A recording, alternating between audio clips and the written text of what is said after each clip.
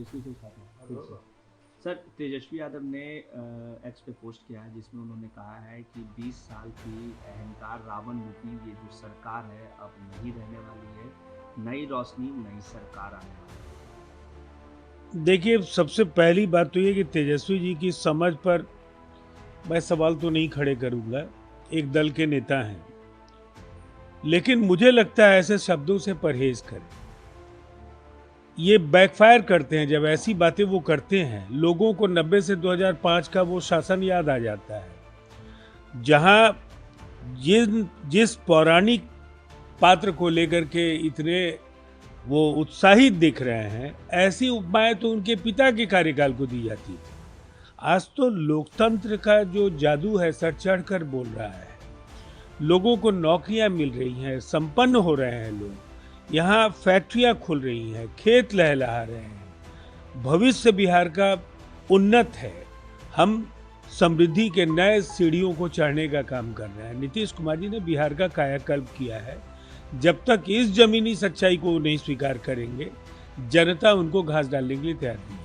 नवरात्रि के अवसर पर उन्होंने महिलाओं से संवाद भी किया और उन्होंने कहा कि महिला नारी सशक्तिकरण का रूप होती है और आज जिस तरह दुर्गा पूजा के समय में महिलाएं मजबूती से आगे बढ़कर इस जो अहंकारी सरकार है उन्हें हटाने में हमारे साथ हैं। देखिए, महिलाएं तो बराबर नीतीश कुमार जी के साथ रही हैं। बिहार के मुख्यमंत्री नीतीश कुमार जी ने जो पिछले 20 वर्षों में उनके कल्याण के लिए, उनके सशक्तिकरण की दिशा में बड़े फैसले लिए, वो मील के पत्थर हैं।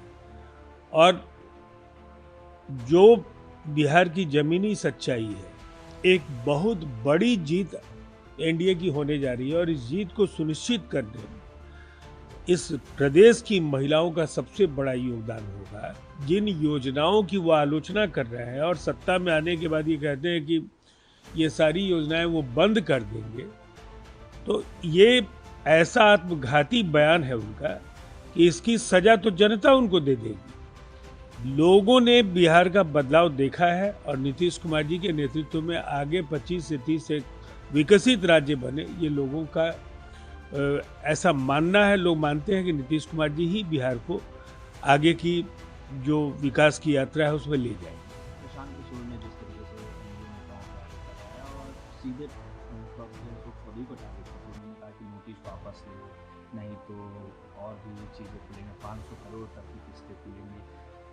धमकी है अब या देखिए, फिर चेतावनी? जिन पर उन्होंने आरोप लगाए उन्होंने जवाब दे दिया है और काफी मजबूती के साथ उन्होंने जवाब दिया। कई सवाल प्रशांत जी से भी लोग पूछ रहे हैं, उनके आय के स्रोत को लेकर के, उनके वैचारिक प्रतिबद्धता को लेकर के, बिहार के लिए उमड़ा एकाएक जो उनका प्रेम है।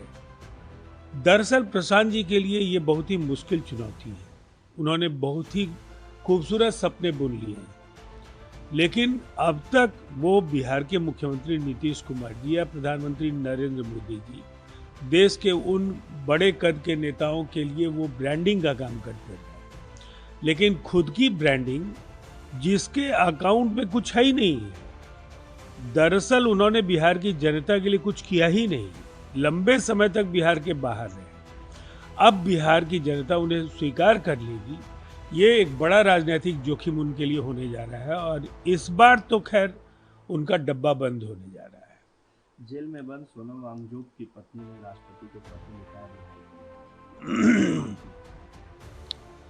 देखिए, ऐसे मसलों पर मैं इतना ही कहना चाहूंगा कि सोनम वांगचुक एक ऐसे जनसेवक के तौर पर उभर करके आए जिन्होंने लद्दाख की अस्मिता और वहाँ की स्वायत्तता को लेकर के लंबे समय से अपनी बातें रखी। भारत सरकार ने नरेंद्र मोदी जी के नेतृत्व में लद्दाख के स्वायत्तता को एक सुगठित स्वरूप प्रदान किया। उन्हें केंद्र शासित प्रदेश का दर्जा मिला। अब जिस कांग्रेस के हाथों खेल रहे हैं सोनम वांगचुक और जिस तरह के बड़े उन पर आरोप हैं, मुझे ऐसा लगता है सोनम वांगचुक को अपनी रणनीति पर पुनर्विचार करना चाहिए। कांग्रेस उन्हें कभी भी लद्दाख की भावनाओं के साथ न्याय करने का अवसर नहीं देने जा रही है। ये जो कुछ भी संभव है, ये केंद्र में प्रधानमंत्री नरेंद्र मोदी जी के नेतृत्व में एनडीए की सरकार ही लद्दाख या देश के किसी भी हिस्से के लिए बेहतर फैसले ले सकती है। पी चिदम्बरम ने अपना फ्रस्ट्रेशन एक्सप्रेस किया है और सीबीसी का जिस तरीके से देखिए, ये केवल उनका फ्रस्ट्रेशन नहीं है। उन्होंने ऑपरेशन सिंदूर पर सवाल खड़े करने वाले लोगों के जो आरोप थे, कहीं ना कहीं उनकी बोलती बंद करा दी है। जिस तरह से मुंबई में पाकिस्तान संपोषित आतंकवादी हमले के वक्त निर्दोष जाने गई और उस समय की जो कांग्रेसी सरकार थी, उसने अमेरिकी दबाव में पाकिस्तान पर प्रहार करने से, हमला करने से मना कर दिया।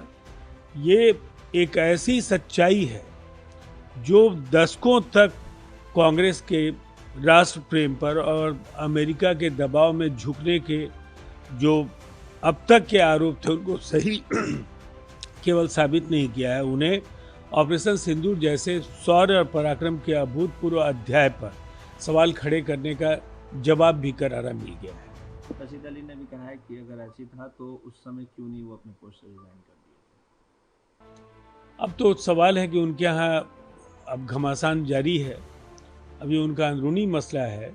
लेकिन मुझे लगता है चिदम्बरम ने उस समय की सरकार का एक हिस्सा होते हुए जो रहस्य उद्घाटन किया है, देश से अब राहुल गांधी को और कांग्रेस को माफी मांगनी चाहिए।